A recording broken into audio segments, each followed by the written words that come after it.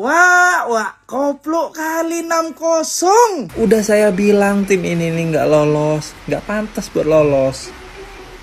Masih aja dipuji setinggi langit. Ya seperti biasa, sebelum mulai videonya jangan lupa ditekan tombol subscribe sebagai tanda perkenalan. Langsung aja kita mulai videonya. Hancur sehancur-hancurnya Timnas Indonesia U17 dibantai 0-6 oleh Korea Utara. Gimana menurut kalian pertandingan pada malam hari ini Timnas Indonesia di perempat final melawan Korea Utara? Menurutku pribadi ini kayak Timnas Indonesia tuh kayak diajarin cara main bola, diajarin 1-2 sentuhan, skema permainan yang enak antara bertahan dan menyerang.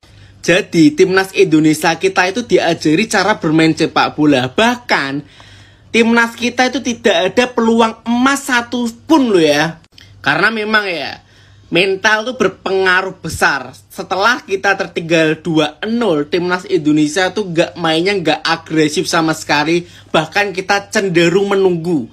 Sampai akhirnya Korea Utara bisa membobol 6 gol di Timnas Indonesia. Sumpah ini kayak Timnas Indonesia ini kayak diajari kucing-kucingan gitu loh. Diajari cara main bal, dibuat kucing-kucingan. Kayak permainan Indonesia tuh kayak orang males-males gitu loh, tahu nggak sih? Gimana nih menurut kalian? Tinggalkan di kolom komentar ya. Semoga kali ini ambil pelajaran aja buat Timnas Indonesia supaya nanti ke depannya apalagi di Piala Dunia nanti lebih siap lagi. Karena memang belum saatnya sih, kayak gak level aja ngelawan Korea Utara dilihat dari permainan tadi. Wah, koplo kali 6-0. 17 Indonesia harus telak kalah dari Korea Utara.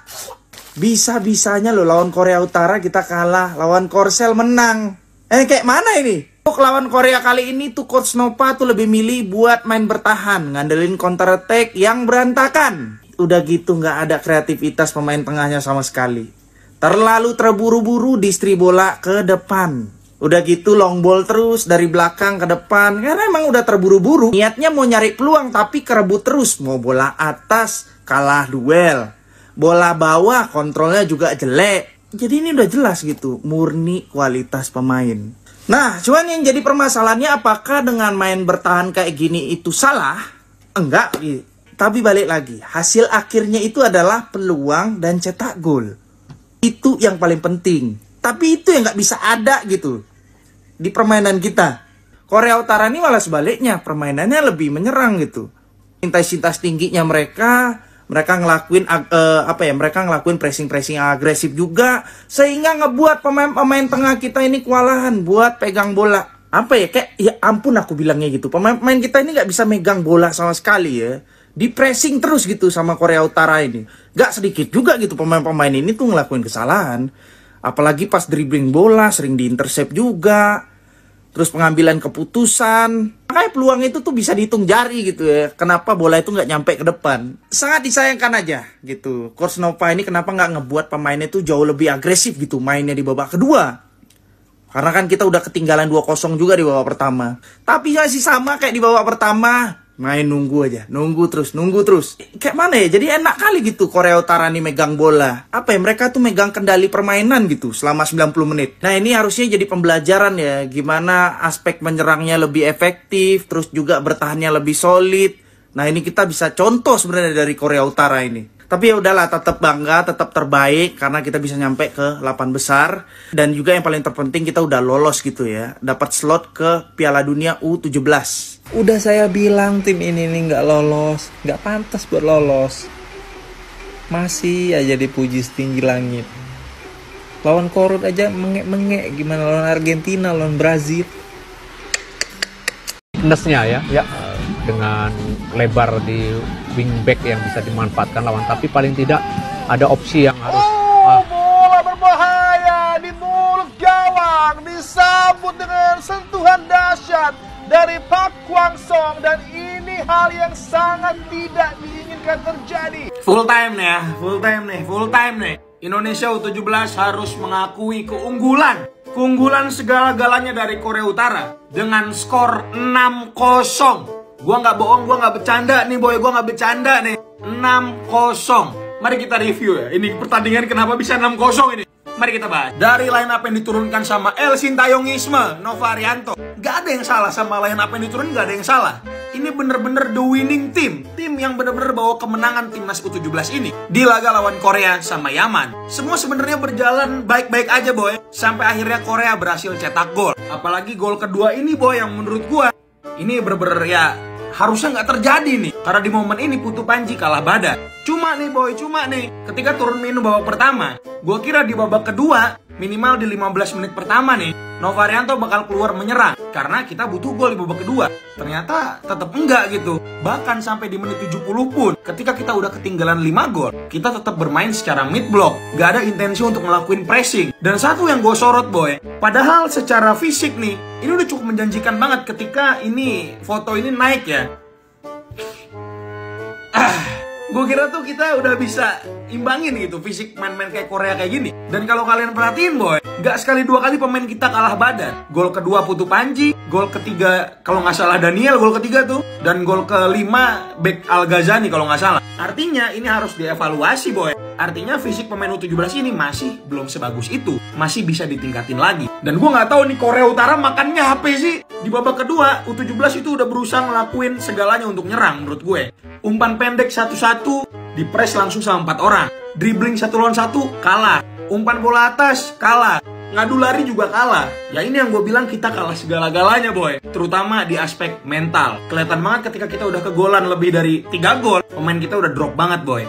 Kontrol bolanya lepas, salah buang bola, passing juga salah, dan lain-lain. Cuma gue himbau sama kalian nih, boy, adik-adik, kayak gue himbau nih. Ini bukan akhir dari segalanya. Mereka masih usia 15-16 tahun. Dan yang paling penting, mereka tetap akan bermain di Piala Dunia 2025 tahun ini di Qatar. Tentunya ini akan menjadi evaluasi penting. Dan bagi gua nih ya, Nova Arianto harus tetap pegang tim ini. Jangan jadiin kekalahan 6-0 ini itu jadi alasan untuk Nova diganti ya. Kalau gua sih tim Nova stay nih, boy. Kalau kalian gimana? Tulis di bawah ya. Terima kasih, boy. Jangan lupa di follow timnas selanjutnya. Bye. Timnas U17 harus gugur dari Piala Asia U17 setelah dicukur, diobok-obok oleh Korea Utara. Sobatnya Korea Selatan.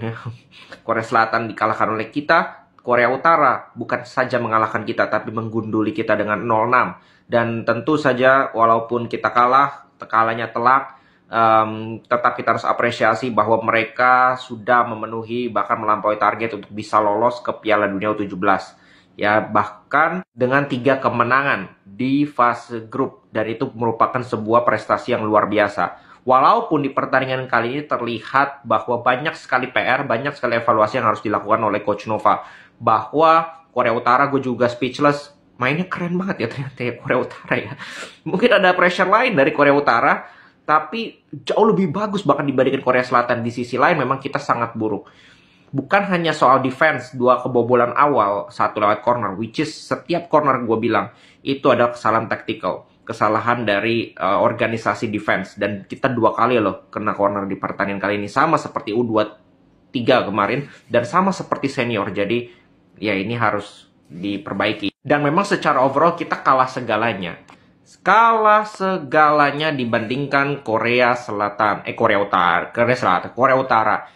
Fisik kita kalah, taktikal kita kalah, mental kita kalah, terutama mental. Ini ada sepak bola itu adalah permainan adu mental, dan di situ memang kita kalah telak.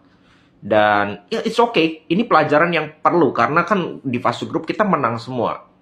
Kita butuh kekalahan seperti ini untuk menjadi modal nanti untuk Piala Dunia. Artinya, lu para pemain dan mungkin pelatih disadarkan bahwa ini kualitas lu, level lu belum sehebat itu juga. Bahwa lu bisa mencapai hasil yang luar biasa di fase grup itu luar biasa, tapi di level yang berbeda di babak knockout lawan tim Korea Utara yang notabene di atas kertas harusnya tidak lebih kuat dibanding Korsel, lu kalah mental. Di Piala Dunia itu levelnya di atas lagi karena levelnya dunia bukan Asia. Jadi ini pelajaran yang berharga, semoga bisa dievaluasi nanti, but kita harus tetap apresiasi bahwa semua pemain dan jajaran pelatih sudah memberikan yang terbaik dan hasil yang maksimal di Piala Asia kali ini. Oke, segitu dulu. Yaps, kekalahan timnas 6-0 ini gua tetap apresiasi buat timnas Garuda Muda kita. 6-0, kecewa pasti. Manusiawi kan gitu. Tapi ya ini udah di tangan satu, udah Piala Dunia. Dan di sini bisa gue bilang buat Garuda Muda kita, buat teman-teman semua, kasih semangat buat mereka. Karena di akhir bulan ini mereka masih berjuang di Piala Dunia. Dan di kekalahan malam ini, di pertandingan Asian Cup ini, modal awal pembelajaran buat mereka. Motivasi lagi, memperbaiki lagi, improve lagi. Hingga di 2025 akhir ini, di Piala Dunia, mereka mengeluarkan skill masing-masing dengan kualitas yang sangat bagus, jauh daripada Asian Cup ini. Dan di sini gue mau bilang buat teman-teman semua, kasih semangat buat mereka. Ya, pokoknya Pildun sudah di tangan. Kecewa-kecewa pasti. Komen di bawah guys, menurut kalian gimana? Kasih motivasi tapi ya, kasih semangat, kasih motivasi. Pildun di tangan. Oke guys, cukup sampai sini dulu videonya. Jangan lupa ditekan tombol subscribe sebagai tanda perkenalan. Sampai jumpa di video selanjutnya. Assalamualaikum warahmatullahi wabarakatuh.